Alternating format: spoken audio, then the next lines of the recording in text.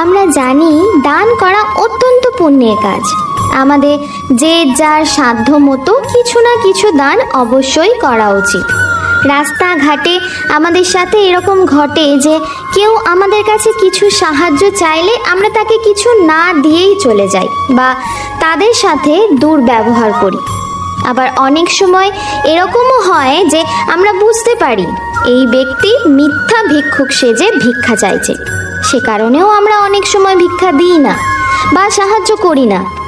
কিন্তু আপনি কি জানেন আমাদের সমাজে এমন একজন মানুষ আছেন যাকে না চাইতেও সাহায্য করতে হয়? হ্যাঁ, এই কথা আমি বলছি না, এই কথা বলছেন স্বয়ং ভগবান শ্রীকৃষ্ণ। আমরা যদি ভিক্ষুককে দান নাও করি তার থেকেও 1000 গুণ বেশি অপরাধ হবে যদি আমরা এই একজন ব্যক্তিকে দান না করে অবহেলা করি এবং অবহেলা করে দূরে সরিয়ে দিই। এই ব্যক্তিটিকে আমরা যদি দান করি তাহলে এতে পুণ্য হবে 1000 গুণ বেশি, কারণ এই দানে স্বয়ং ভগবান শ্রীকৃষ্ণ খুশি হন। তাহলে চলুন জেনে নেওয়া যাক কে সেই ব্যক্তি যাকে অবশ্যই আমাদের দান করা উচিত, সাহায্য করা উচিত, কখনো অবহেলা করে দূরে সরিয়ে দেওয়া উচিত নয়। শাস্ত্রে বলা হয়েছে দানের ফল পরকালে বর্তায়, অর্থাৎ আপনি এখন দান করবেন সেটা আপনি পরকালে গিয়ে তার ফল পাবেন। আমরা অনেক সময় ভিক্ষুককে দেখা মাত্রই দান করে থাকি। কিছু ক্ষেত্রে ভিক্ষুকদের পিছনে কাজ করে থাকে এক প্রতারক চক্র, তখন সেই দান নিষ্ফল হয়।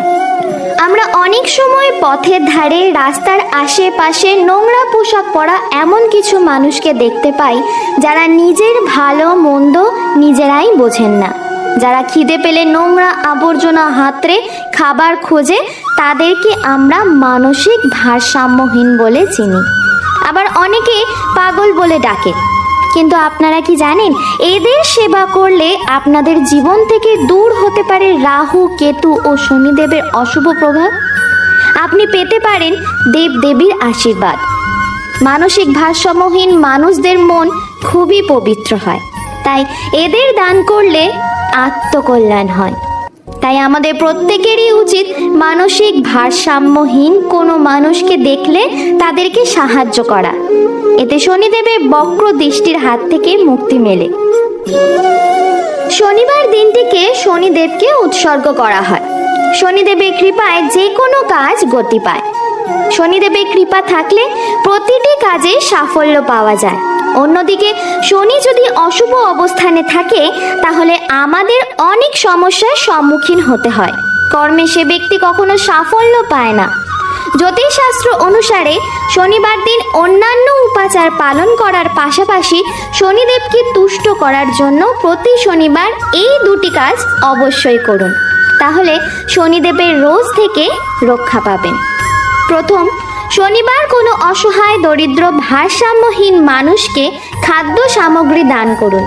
এর ফলে শনিদেবের আশীর্বাদ লাভ হয়। শনিবার কোনো অভাবী, ভারসাম্যহীন মানুষকে বা কোনো ভিক্ষুককে কালো কাপড়, কালো কম্বল বা কোনো কালো জিনিস দান করুন। এতে শনিদেব তুষ্ট হন। শনিদেব সর্বদা তাদের ওপর প্রসন্ন থাকেন যারা এমন মানুষের সেবা করেন।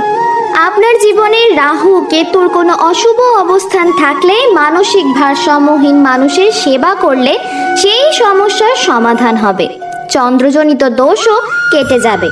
শুক্রবার মা লক্ষ্মী ও বিষ্ণু ভগবানের পূজা করলে পূজার ভোগ সাধ্যমতো মানসিক ভারসাম্যহীন ভিক্ষুককে দান করুন, তাহলে মা লক্ষ্মীর আশীর্বাদে অর্থ সংকট দূরে যাবে, কেটে যাবে আপনার দুঃখ, দারিদ্র্য। প্রতিদিন মানসিক ভারসাম্যহীন মানুষদের সেবা করলে মা অন্নপূর্ণার আশীর্বাদে সেই বাড়িতে অন্নের কোনো অভাব হয় না। তবে মানসিক ভারসাম্যহীন মানুষের সঙ্গে কখনো খারাপ ব্যবহার করবেন না। এতে আপনার জীবনে পড়তে পারে অশুভ প্রভাব, দেখা দিতে পারে অভাব, অনটন। শ্রীমদ্ ভগবদ্ গীতার 17 নম্বর অধ্যায়ে দান সম্পর্কে ভগবান শ্রীকৃষ্ণ বলেছেন, পুণ্য স্থানে, শুভ সময়ে, উপযুক্ত পাত্রে কোনো রকম ফলের আশা না করে কর্তব্য মনে করে যে দান করা হয় তাকে সাত্ত্বিক দান বলা হয়। অনিচ্ছা সত্ত্বে ফল লাভের উদ্দেশ্যে যে দান করা হয় তাকে রাজসিক দান বলা হয় এবং সৎকার রহিত তিরস্কার পূর্বক অশুচি স্থানে অসময়ে কুপাত্রে যে দান করা হয় তাকে তামসিক দান বলে। এই 3 ধরনের দানের মধ্যে সাত্ত্বিক দান সবথেকে ভালো। এমন দানি মানুষ খুব সহজেই মৃত্যুর পরে বৈতরণী নদী পার হয়ে যায়। তাই মানসিক ভারসাম্যহীন মানুষকে যে ভোজন করায় তার পাপ নষ্ট হয়।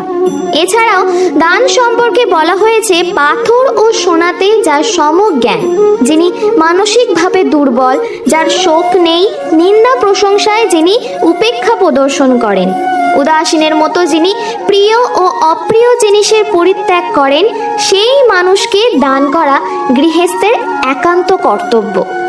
দান প্রসঙ্গে এই শ্লোকে মানসিকভাবে দুর্বল মানুষদের সেবা করার কথা বলা হয়েছে। ভগবত পুরাণে বলা হয়েছে যে এই কর্মের ফল স্বয়ং ভগবান শ্রীকৃষ্ণ দেন। আমাদের শাস্ত্রে যেমন গোমাতার সেবা করার কথা বলা হয়েছে, তেমনি অন্যান্য পশু পাখিদের সেবা করার কথাও বর্ণিত হয়েছে। আর তারই সাথে উল্লেখ করা হয়েছে এমন মানসিক ভারসাম্যহীন মানুষদের সেবা করার কথা। কারণ শারীরিক ও মানসিক পার্থক্য থাকলেও আমাদের সবার আত্মা একই, আমরা প্রত্যেকে পরমাত্মার অংশ। কিন্তু আমরা যদি এমন মানসিক ভারসাম্যহীন মানুষদের অবহেলা করি কিংবা দূরে সরিয়ে দিই, তাহলে এই কর্মফল আমাদের ভোগ করতেই হবে। তাই ভগবান শ্রীকৃষ্ণের নাম নিয়ে নিজেদের সাধ্য মতো সেবা করুন। মানসিক ভারসাম্যহীন মানুষদের খাওয়া দাওয়া সম্পর্কে কোনো জ্ঞান থাকে না। কারোর কাছে ভিক্ষা চাইতে গেলে মানুষ পাগল বলে তাড়িয়ে দেয়। তাই এদের খাওয়ালে সব থেকে বেশি পুণ্য হয়। দান করার আগে এটা ভাববেন না যে একে দান করে আমার কি লাভ, বা কাউকে দান করার পর এটা ভাববেন না যে একে দান করে আমি কি পেলাম। দান নিঃস্বার্থভাবে করুন।